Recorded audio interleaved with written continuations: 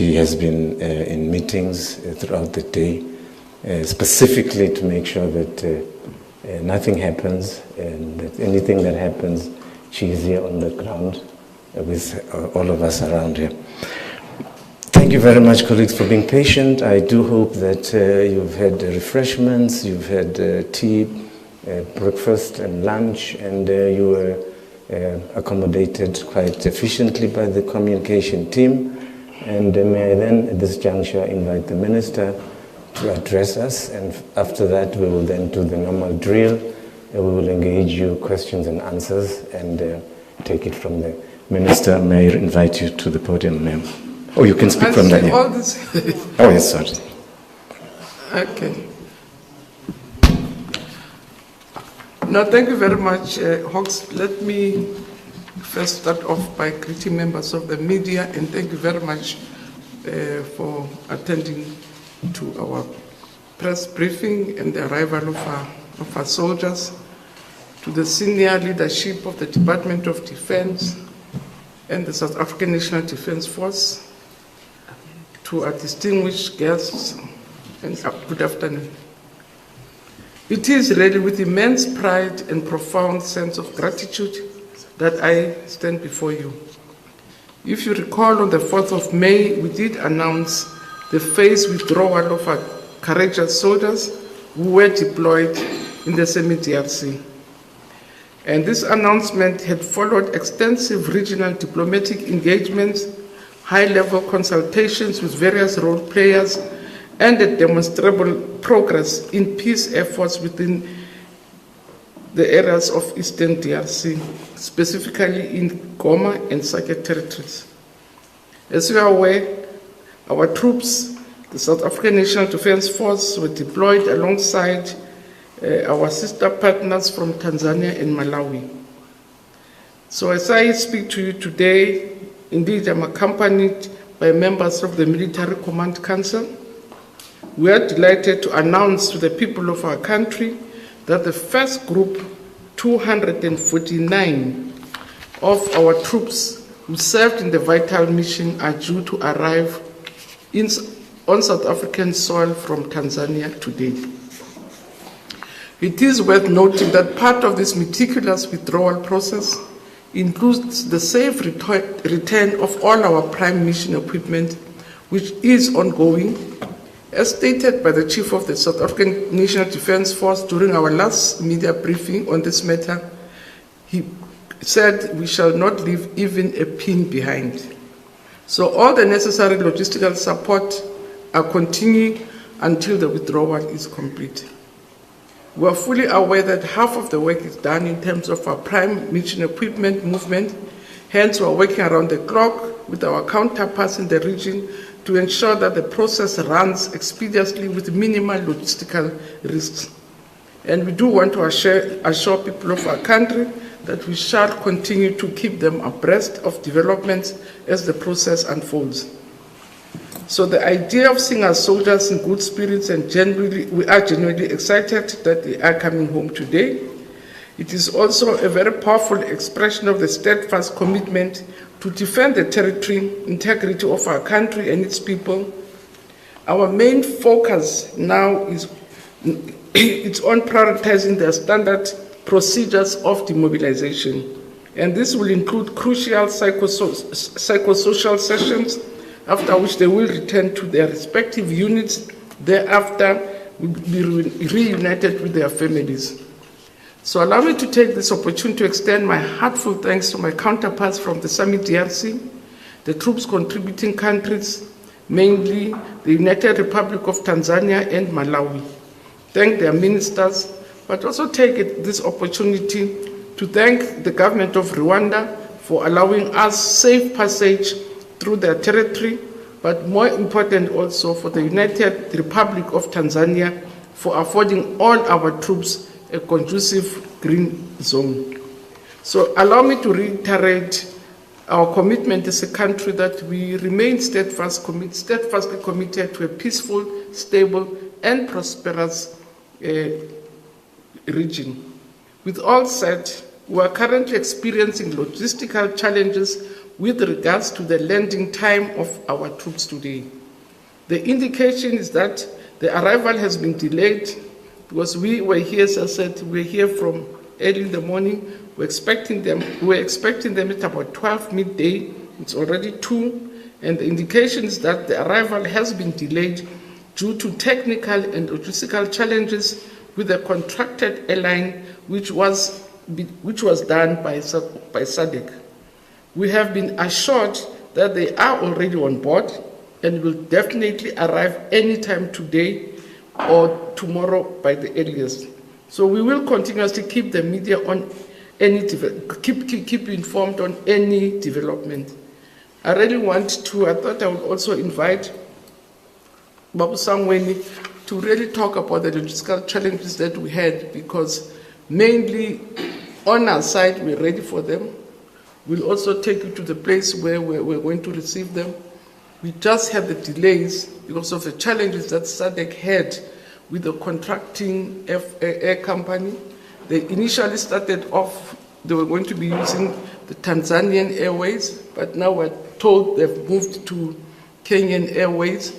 And what for us is gratifying, our officers who are in Tanzania said our soldiers are on board. So what we're expecting now is the arrival, which we really don't want to commit, but we're happy that they're on board. They can arrive anytime, 5 hours from here, but they've not left when we last spoke to them. And the challenges really have been around not to blame Tanzania, but the country which we had contracted, or which SADC had contracted to fly our soldiers back. So that's the disappointment that we have, because we're really anticipating that we'll have them by 12. But as I said, we were assured just a few minutes back by someone that they are already on board and can leave anytime. And now, because I don't want you to say, you said 7, now it's 7, it's not happening. So they're on board. They're going to arrive anytime. Then you have to calculate the flying hours from Tanzania. Could be about 7 hours, 6 hours. So they will arrive late tonight, if not the latest tomorrow morning. And we're working on logistics as to how we receive them by the time they arrive. So we'll be ready all the time. Some of our officers have to stay here. We have a funeral tomorrow, but some will have to withdraw and stay here to make sure that we receive them when they arrive. Maybe I should leave it at that, Hawks, and then answer questions. Thank you, Minister, and for your comments. I think we will then, I prefer to stand up so that I give proper. What we're going to do, the usual. We know the regime. I'm going to take 3 questions at a time and allow the panelists, led by the Minister, to respond to the questions. So the regime is very clear: your name, your place where you come from, the media where you come from, but not your numbers. I'll start on my left, the gentleman here, followed by, in that sequence, yourself, sir.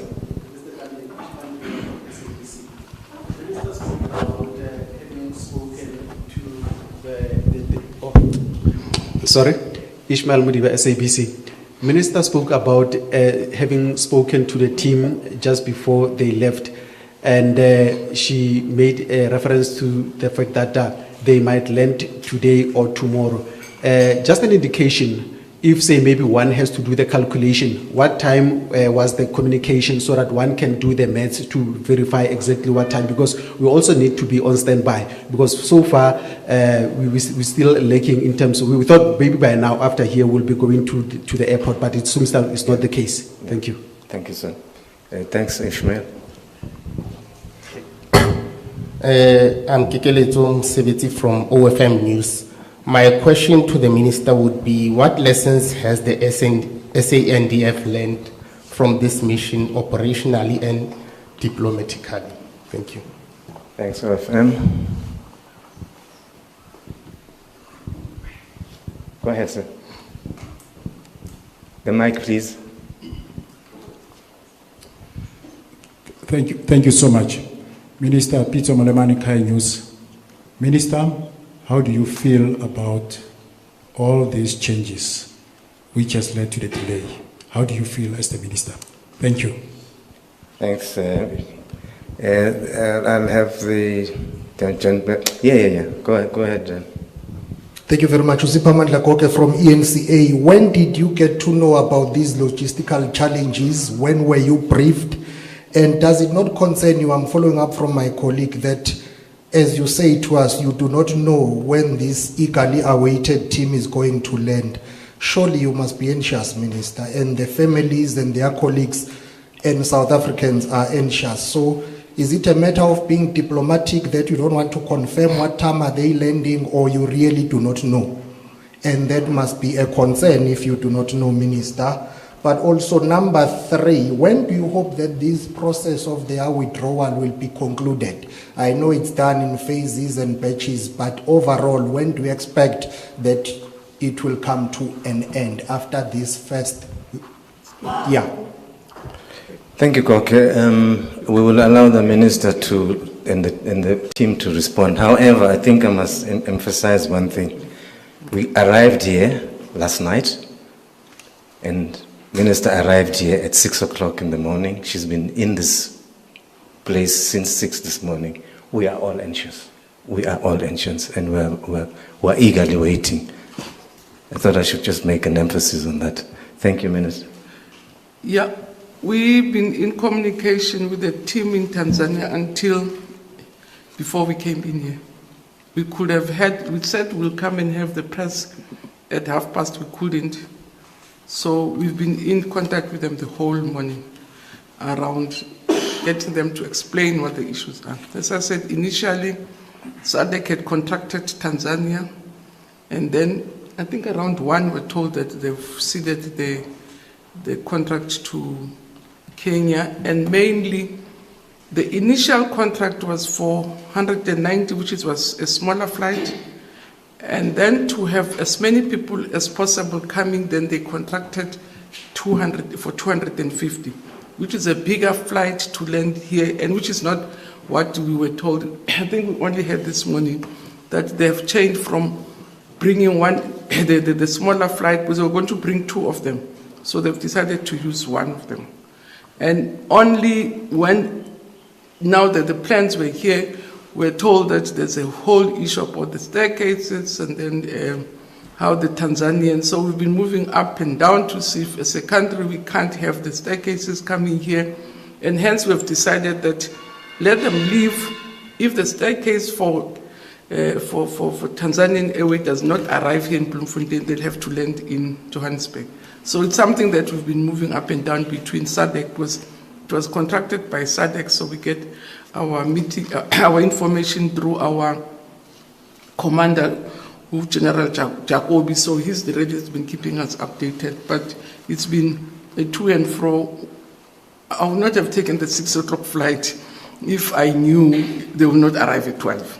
I was expecting them to arrive at 12, because until last night when I went to bed, I was told that we're expecting them at 12. It's only now that we're told this morning that there were challenges with them landing here in Bloemfontein, and that's where the issue is more than anything. So the contracting has happened, as I say, that technicality around the staircases that will fit a bigger flight, because now they decided to use a bigger flight as compared to what we were initially told. Lessons learned. Sometimes don't expect, because really, if you ask me how do I feel, I'm feeling very anxious. I think the families are feeling very anxious. And the soldiers themselves, they've been on the road and in between the whole day. Because I'm told they move from, and then the generals will give you the specific from one area to the area in order to where a bigger aircraft could land. Because where they were supposed to depart, they could depart with a smaller airline. So when it was discovered that they're using a bigger air flight, they had to move to the other airport. So it's just very disheartening to really subject people to such trauma, because I think they were looking forward to it. Lessons learned, I think it makes my case better that government has to give us more money to improve our capabilities. Because if we had our own capability, we would have just picked up our children, landed them at the air base. But because of difficulties, we're not able to do it ourselves. So those are lessons learned for me. How do I feel? Very anxious, very disappointed, very sad. Sad that we really were looking forward, excited that they will come and that the process will roll out. And then we meet next, just the first time it goes. So lessons learned, maybe we have to plan differently. Have plan A and plan B. Because with plan A, that they were going to arrive here. Now it's only now that we're working on plan B, that if the problems, now that those are on board, we had said they must leave. We will be able to communicate to say they go to Gauteng, where it will be possible to do everything else, or they arrive here as planned if indeed the technical problems about staircases is resolved. So how do I feel? Very disappointed, very anxious, because we're waiting for them in anticipation. The time for landing to work backwards, as I say, the last information that we got, even now around 1:30, that they were on board. What we did not get was whether the plane has left, but they were on board. And our concern is that we don't want them to sit too much on board, and that's why the Chief of Joint Ops said they must leave. So we expect them, so we can work around 7 or 8 hours, and we will communicate if we've been able to resolve the Bloemfontein, or they will land in Gauteng, but they should be able to land between OR, because OR, there are all the facilities which are going to make it easier to deal with the landing of a big plane as compared to anywhere else. So if we're not able to resolve the Free State today, we will definitely ask them to land in OR, where we know that there won't be logistical problem, though it's not maybe, it will not have been our preferred place, but just for the sake of the process that we said they must leave. So I didn't get the last one, because what we got when we left around 1:30 is that they were on board. And they've been instructed to leave. The time for process, it's moving faster than we had anticipated, because we're going to move in groups of 190, a break, 100. Now they're coming with bigger flights, it's going to be even much more quicker. So, which means Joint Ops will have to rework a different timetable. But what we're anticipating is that by end of June, we'll have completed the process. And I think they'll spell out what the process is when they arrive, what happens in the first 3 days, and then go to their units, go for psychosocial support back at their bases, and then be allowed to go home. But we're anticipating that the plan was that it will be finished by the 25th. But now with the fast tracking of using bigger flights, it might even be shorter than that. So which means Chief of Joint Ops will have to work a different timetable now that they're using bigger flights as compared to what we had initially anticipated. So I'm not sure, Chief, you want to really say what is going to be the process when they arrive, and as I say, just confirm that we are saying we're working on, our initial plan was end of June, but with the different flight that SADC is commissioning, it really means the timetable also changes, or it will change. Chief Ops.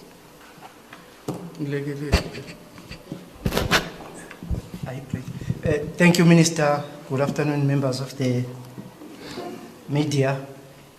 I'll touch base, just actually amplifying what the Minister has provided. When is the process going to be finished?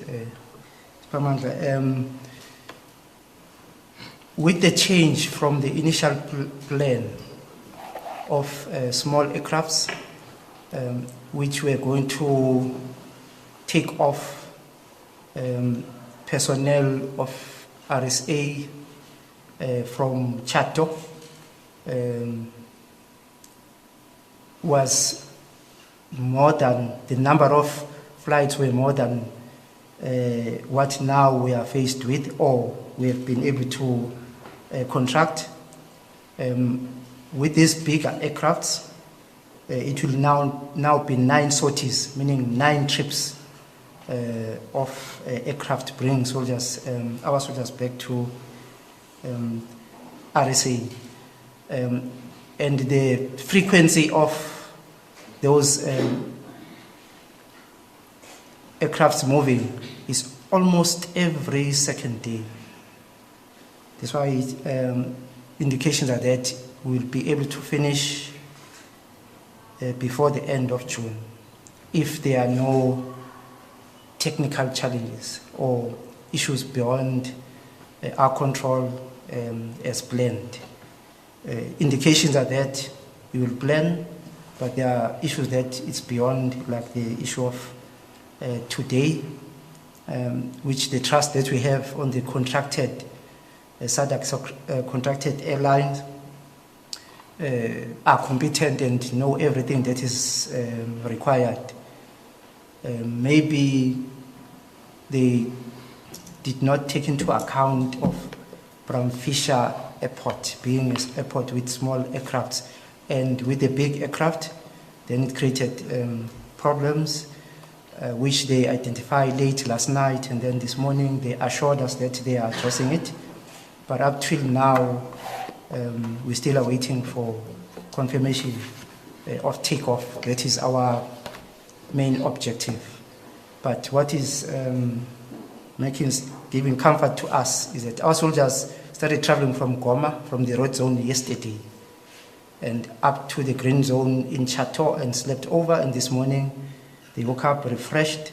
Now, with a big aircraft, now it has to be Mwanza Airport, and then they have to drive about 300 to 400 kilometers down south to Mwanza, where then additional challenges now came out that with the contracted airliner. But just before we came into this meeting, I was informed by the force commander of SAMI DRC, because these aircrafts are taking South Africans and Malawi soldiers. So it's a SAMI DRC grouping.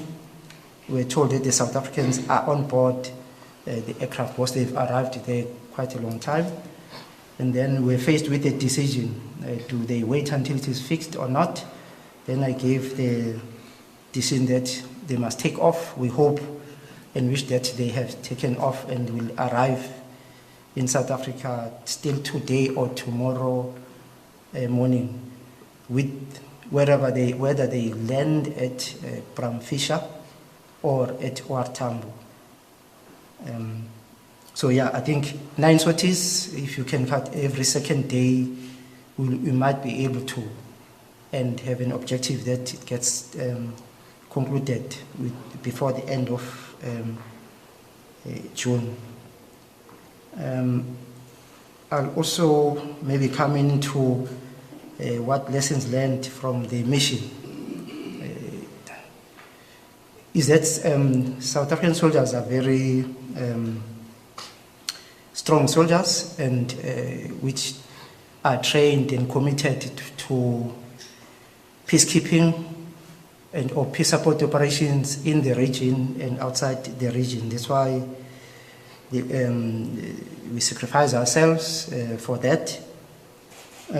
But the minister has touched the one which is for us one of the biggest lessons learned, but actually which we are aware and we've been raising, and we are raising still today, that capabilities South Africans and government must capacitate the SANDF such that we can do more in terms of peace or assisting in ensuring peace in the region.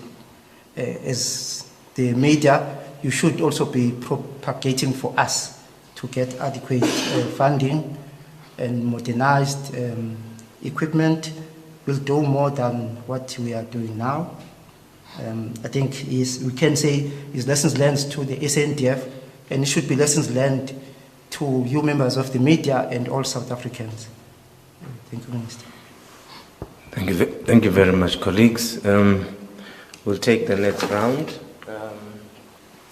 The gentleman at the back in a white shirt. The lady at the front. I'm a bit concerned. You're sitting on the floor and it's very cold. And those are tiles. I hope you don't get sick by the time we're done here. The lady in front. I'll give you another round, Ishmael. Let me start with the new colleagues. So it's number 1, 2, 3, in that order. Thank you very much. My question is directed to General Sangweni. My name is Karama Fukwani with Newsroom Africa. General Sangweni, I just wanted to check the troops, when they left for the mission, what mode of transport did they use to get to the DRC? Secondly, to the Minister, I'm not sure if you touched on if you said you were in contact with the leadership of the troops there in Tanzania, but I just wanted to find out what the mood is like amongst the troops in that unknown aircraft. Thank you. Thanks, Newsroom. I don't want to call your name wrong again. The young lady in front. The mic, please. Good afternoon. It's Shonisani Shikarange from Times Life and Sunday Times. I just want to find out, are families of the returning troops being engaged, and what form of support are they being offered? And I'd also like to find out what were some of the challenges that the troops faced on ground during their withdrawal. Thank you. Thanks, Times Live, and the last gentleman here.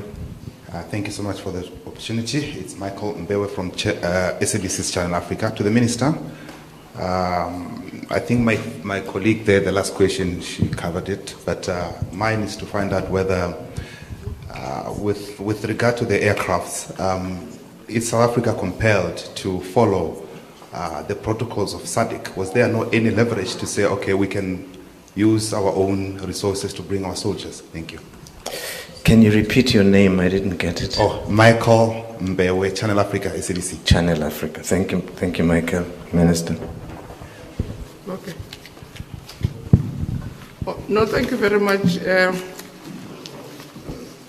Okay, General, someone will answer the mode of transport as we're going there. The communication with the team in Tanzania was happening through General Sangweni as the Joint Ops leader, and also Abu Shabalala. We've been talking with General Jacobo, who is a force commander, not only, he's South African, but he's force commander for Summit DRC. So he's been keeping us in touch with what is happening, and not only ourselves, because he's the force commander for both ourselves, Tanzania and Malawi. So we were in constant communication because he's the one who's in charge of the operations. Contact with families, are we compelled to follow SADC? Indeed, it is a SADC mission. We, as a country, fall under the leadership of SADC, so we're not leading ourselves that we can then say Tinas Hambanje. So if the SADC mission, the force commanders themselves from the different countries have agreed this way, that's how we go, so that it's not every country making its own. But fortunately, in that command team, there are the 3 countries. So through our own joint ops, we will communicate what our wishes are. But if a decision has been taken by SADC that we are going to use Tanzanian Airways to transport people, that's what it is. So the logistics really are led by SADC, and as a force contributing country, we are led by SADC. We can make our inputs, but as I say, we're not really commanding ourselves there. Though perhaps the force commander is a South African, but he works in a team with the Tanzanians, with the Malawians, led by the secretariat. The whole person, people who do the procurement, is the secretariat which comes from Botswana. So, so all the logistics are worked through by them. Contact with the families, yes, indeed. That's why, as much as we're disappointed, we know families are very disappointed. They were at least even they know what is going to be the process, that they're going to arrive here for 3 days, be assisted to psychosocial support, take back to their own units and camps, and then go back home. So the whole process managed by HR is also spelled out, and everybody knows what to expect. So, General, to say, 2023, like this.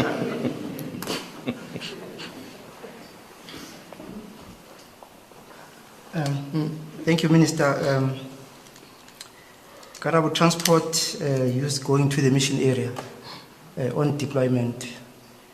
It was chartered aircraft by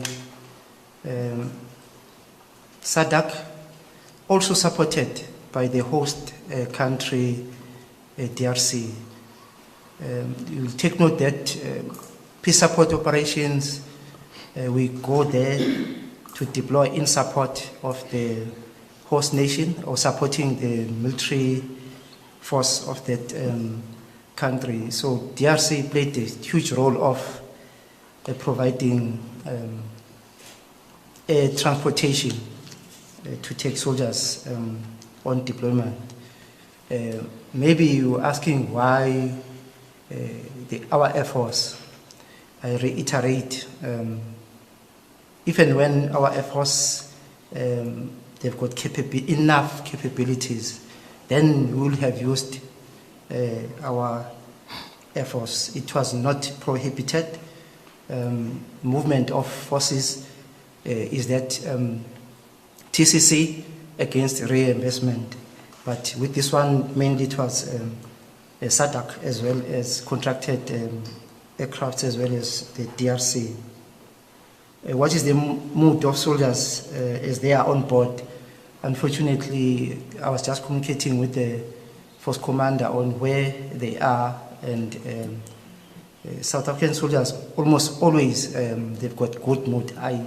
You might have seen those video clips when chiefs, after so many years, got a trophy. There in base in Sake, they were running around happy. So at certain timings you'll find them in that mood. But yes, there'll be a time when they are not that happy because we all want to come back home, especially after a decision has been taken that will withdraw. I do foresee them inside that aircraft singing and happy, and maybe you said you are on standby. So if it's tomorrow morning, 2 o'clock, we'll be there. You'll see those soldiers singing and happy, and you'll be able to inform all of us of the mood. SADC protocols, no, they do not prohibit anyone. Actually, from the meetings initially when the withdrawal, the plan or intention was that SADC, we're going to contract airlines of the 3 troop contributing countries against cost. And in the first bid, maybe the delay, we want to know why there was a delay.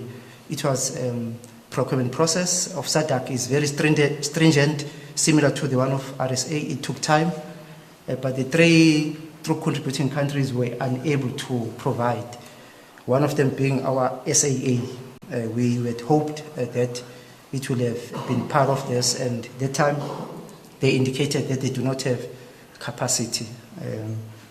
And then it ended up being a second round where there were indications that maybe it could be considered out of the region. And we were adamant in our planning meetings that no, let it remain within the region and hopefully within the 3 TCCs. And then it happened 2 weeks ago that Tanzania, who initially had also declined that their capabilities, they were able to then say they have. And we were happy that it's those of the 3 contributing countries. But as of today, or from last night, then it came that there are challenges from the aircraft, the big aircraft that they've contracted, but they are busy addressing it, and indications that with the next movement, everything will be in place. Maybe I'll touch broadly on the progress of when the soldiers arrive. We had said sometime that we are faced with soldiers who need to go home, but there are processes in the military that need to be conducted or undertaken, which then we have limited it to not more than 4 days, 3 to 4 days. Mainly there it is what we call demobilization very broadly, and then the specific psychosocial support we have here from Sam standing in for SG, General Tulo. They've got social workers and psychologists who take the soldiers as a grouping and or individuals through to assess their state of mind, and where they find there's a need to refer, here's a hospital inside there, then they get referred. If further they need to be to 1 mil, it will be connected as such. However, it is called a triage approach, which is just shallow, broad. Even when there are soldiers who might find to need much more attention in their units back home, they'll be attended to. Mainly these 3 days is based on that, and some administration arrangement. I think our minister have covered all that is necessary. Once again, thank you to the panel's members. Just 2 things for your understanding. TCC means troop contributing countries. SOTIs means trips, so that at least you capture us correctly. This is going to be the last round, and I'm sure all of you can agree with me that the room is pretty cold. So we need to round off before we are taken to court for making you sick. But there is a hospital out here. Ishmael, the last round. The lady behind the cameraman, can you come forward? And the 2, Sipamandla, you're going to be the last. The lady in blue, on my left, none. So it's going to be Ish, a lady there, the lady in blue, and then Sipamandla is going to be last. This is the last round, and we'll be closing after the panel members have responded. Thank you very much. Ishmael again once more, SABC. Earlier on you spoke about the 9 trips of aircraft. I think these 9 trips were referring to the smaller aircraft, but if it's bigger aircraft, obviously, how many numbers are we expecting? Because today we're talking about 249. The numbers that are left behind, how many are they that still have to come back? And also, another issue was that of the story that also came out of the soldiers that were pregnant. Is that the case? Is the soldiers that indeed, if that is the case, are they being prioritized to come back home early? Thank you. Thank you. The young lady. Yes, already. Oh, you're comfortable? Yes. Thank you. Lily in blue.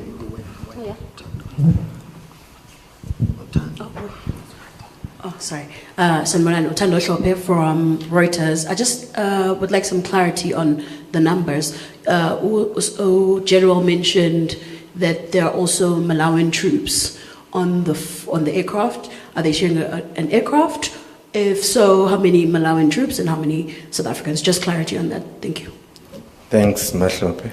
Sipamandla. Thank you very much. Usipamandla Koke from EMCA again. I know, Minister, you said you will not leave even a needle back there. Is there any weaponry of the South African National Defence Force that has or that may have fallen into the hands of the enemy? Can you confirm that not even a single weaponry has fallen into the hands of the enemy? I've always known the South African National Defence Force to be very meticulous and plans with precision. But in this case, it would appear that it may have not been the case. Don't you think that in hindsight, you should have had plan A, plan B, and plan C to prepare for all these possible scenarios that may have led to this delay, Minister? And you talk about the issue of budget, but you will not have enough financial resources because your budget has been cut by 2 billion as we speak. So you'll have to make do with what you have. Currently, what are your pressing needs and how do you plan to mitigate around this shortage of financial resources? Just to capture one more time, Minister, I don't want to misquote you. Seated there right now, you do not know when and where your soldiers will land. Is that the case? Thank you. I thought as much. Thank you. Thank you, Supermandla. We'll allow the Minister and the panel to respond. Okay. Now I'll take others and our colleagues will help me with the others. But pregnant soldiers, so I'm not sure if I want to put a gender question that pregnancy is not a disease, it's a condition. And it depends as to what stage of pregnancy are you in order to be removed from an area of risk. So the health people will help you.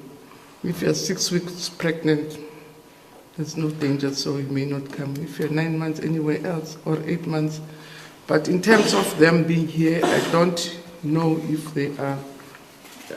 I'm not aware that there would have been highly pregnant women who will be in difficulty to find themselves in a very dangerous environment. I've not heard that one. But as I said, they will pay me out. Also, my understanding is that the 249 on board South African soldiers, the Malawians will also go with their aircraft. It's just, as I say, SADC was preparing for all. This Tanzanians are home, so people have got to be flown out of Tanzania, it's ourselves and Malawians. And I think Chief Joint Ops will say what he knows from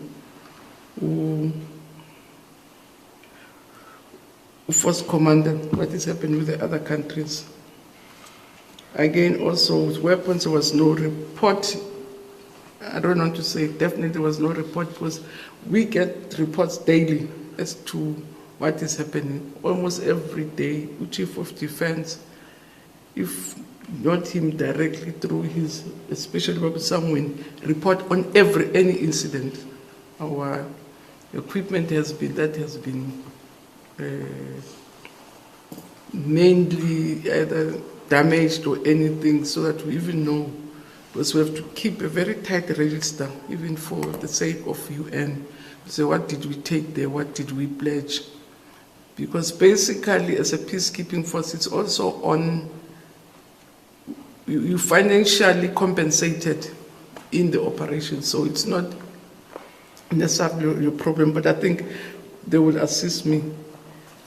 Where you're quite right, which is making us anxious, there are only 2 places they can land. So the ways is they're not going to go in KZN or in Eastern Cape. Now that we've asked them to leave, there are only 2 places they can land. The first one will be, the first preferred one will be here because we've prepared for them here. But if at the time they're flying, we've not resolved the staircase issue, they'll have to land in Gauteng. So we know where they're going to go. They're not going to Polokwane, they're not going anywhere. It's between here and, so at least we know where they're going to land. When, as I said, we had instructed them to leave, so we're estimating, because again, the flights, we're estimating 7 hours from now. And that's why we're hopeful that they might end up here, because according to the explanation that was given to us, the technicality, Tanzania said they can only resolve it in the next 7 hours, which is the arrival of the staircases suitable for the aircraft. If it's not arriving 7 hours time, we will be in Gauteng. So at least there's also some definite matter about when they will arrive. Yeah, so did I leave anything else? Yeah. Colleagues will assist me. So, the budget. I know the budget. What was the budget? Oh, I see. No, it's a very sad situation. On Monday, is it Monday where we met? Yes. Because we only got our allocation letter, which says finally now that there was going to be the budget number 3. Because now we had to revise. So I was signing, because there had to be those revised APs or performance agreements were supposed to be lodged today, midday. So we've had to revise down because we're not getting initially the amount we had anticipated. For instance, we initially promised 7 billion, so we're only getting 3. And that 3 can only cover our shortfall in terms of salaries. So it's not addressing our key challenge. So what we are doing first as a department is to say we have to reprioritize, and there are 2 things that we agreed with the senior officers in the department, that our prime equipment and the well-being of our soldiers in terms of their safety, their well-being, becomes a priority. So what we have to do is to say, in that 57 billion that we are remaining with, which definitely is highly inadequate, what do we drop? What do we do? So that's the process that we're engaged in. And that's where also with the portfolio committee, the whole morning was to say, now that the budget has been cut, what is the way forward? Amongst other things, it's to, and we've been, maybe the crisis is helping us also, we've been really talking about strengthening our partnership with the defense industry, because they need government. They can't sell their equipment if they can't sell to government. Because those countries want to know if your country has confidence in your equipment. And we have a very strong defense industry in the country that is trading internationally. But the challenges of the defense force affect also their capability or their ability to move forward. So we're talking much more stronger around your PPs, how we sweat our assets. We've got good assets which we can sweat. For instance, the air base in Centurion. There have been approaches that private companies can use, run them, or we call run them in order for them to train pilots. Because it's a very good air base, which was enhanced during the 2010 World Cup, and which is not used frequently. So we're looking at all the opportunities as to what is it that we sweat to enable us. And the language we use is to stay afloat, because for now, it's going to be misleading to say to move beyond. So what we have to make sure is that we don't go where there are holes, we go deeper than where we are, because indeed we're really in troubled waters, and to say what do we steer. We have agreed with the portfolio committee that in 3 months' time we should be able to come with a plan. We're in constant communication with the Minister of Finance to say, petrol, if it brings anything, he should give it. He should share with us. But unfortunately, what he said to me said, I don't know what I'm going to collect monthly. Maybe when we start in September, when there's now the negotiation of the budget, there will be money for them to bail us out. But indeed, the current situation is much more dire now that we are not even getting what we had hoped to get as the Department of Defense, whilst we have a huge responsibility of defending the country, defending ourselves. So yeah, we're hopeful that in 3 months' time we would have found solution both in government, but even within our own resources. We've inherited Denel, and Denel for me it's a goose that can lay golden eggs. We've seen from the sections that work, your air capabilities are doing quite well, and they're even able to market themselves. They have a healthy order book, so we have to work with them because we need them to really lay these eggs, to enable them to deliver on that order book and really lay eggs for us as a Department of Defense that besides servicing us, generating money from the defense industry, what I've come to realize in the department, to say war is also lucrative in difficult times. Every country is increasing. I mean, I was in Germany, they're doubling their military.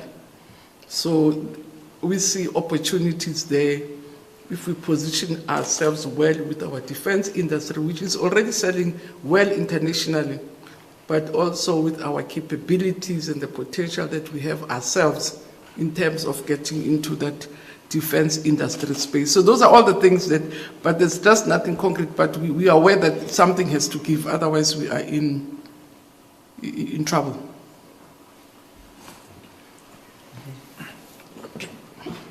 Minister, please allow me, I will wish to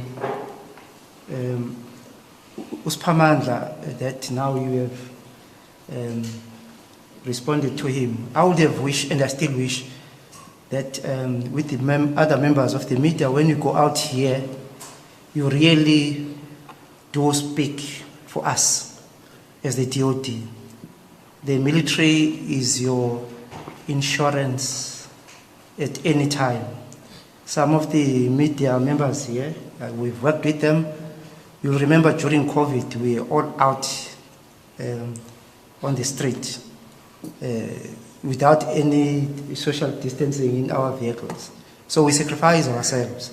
So really, as members of the media, we'll wish that you also support the need of appropriately capacitated defense force in terms of funding.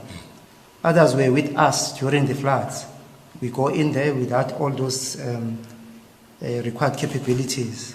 Some of you were with us during the riots. So yes, it's appreciated, Minister, when they are raising the issue of budget allocation. But what will be much more appreciated if, when you close with your narrative, you do raise and say our defense force need adequate funding so that we can do much more. The issue also, Spamandla acknowledged that we are meticulous when we conduct our business. Unfortunately, this one, it was a civilian contracted aircraft. If it was one of the military, they would obviously have a contingency for a tire burst or something. Here, it is out of our hands, but this one now we are communicating with them and providing some solutions, and hopefully it will work. The Minister, you wanted confirmation if there's any equipment. For now, up until now, there's no equipment that will be left in the mission area. However, there will be equipment that is damaged in the mission area. It always happens, and there are modes, whether you destroy in the mission area or you take it with. But damaged because we were using those equipment. Ishmael, the number of sorties, the 9 is the one where there's a big aircraft, which makes it much quicker to finish the process. With smaller aircrafts, it would have been much more longer. The issue of Malawian troops, you'll see tomorrow, or the plan of the first flight, there is going to be 2 days in between, because that aircraft will then take Malawian soldiers. We'll go back to Tanzania, Chato, take Malawi, and then come back, and so they are on their own, and we are on our own. That's why they'll be 2 days in between. Other periods, then it will only be 1 day. Thank you, Minister. Colleagues, I suspect we've come to the end of the briefing. Before we thank you, I would like to call Admiral Shabalala to just give us a sense of what's going to happen after this briefing, because I'm told there is a program for you with the Minister. Admiral Shabalala, please.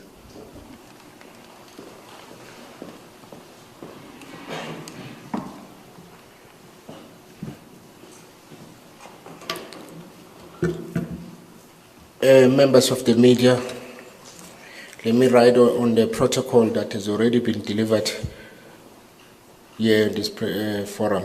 What is going to happen now? Members of the media, we are going to do a walkabout where we are going to observe the minister inspecting the facilities. We are not going to take any interviews. We are humbly request that we don't take interviews as the minister inspects, because the minister will be interacting with the members that have prepared the facilities. Minister, they will also be reporting as you walk the state of readiness, and generals that have been entrusted with that responsibility, they are here. General Cholare will explain all the facilities that have been prepared for our troops as they undergo the process of demobilization.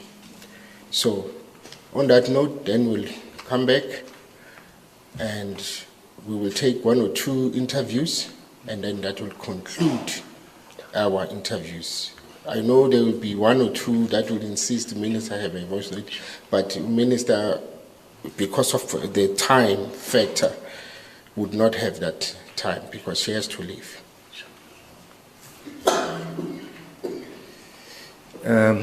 Once again, colleagues, let me thank you, and to prove the preparedness and how ready we were, we will show you the facilities, and the anxiety that we have amongst ourselves is pretty huge.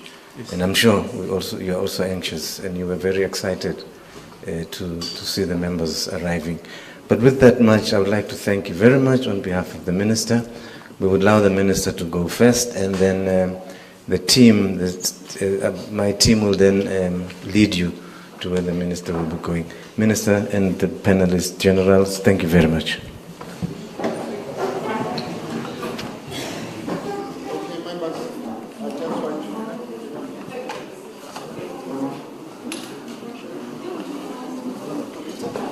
Members, can we get together? Members of the SANDF.